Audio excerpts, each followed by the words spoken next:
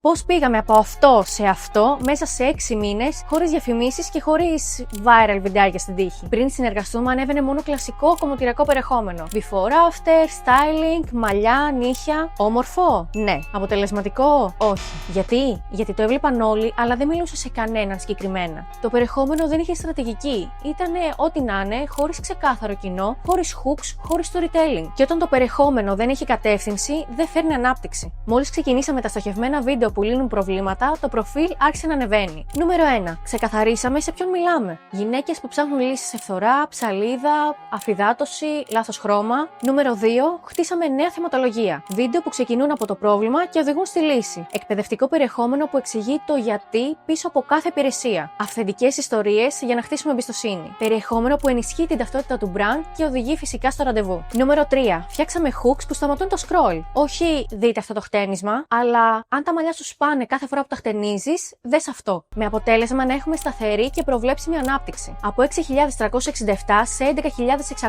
followers με περιεχόμενο που φέρνει ραντεβού και όχι απλά views. Αν θες και εσύ περιεχόμενο που δεν δείχνει απλά τη δουλειά σου, αλλά φέρνει πελάτες, στείλ μου στρατηγική σε προσωπικό μήνυμα για να δούμε αν μπορούμε να συνεργαστούμε.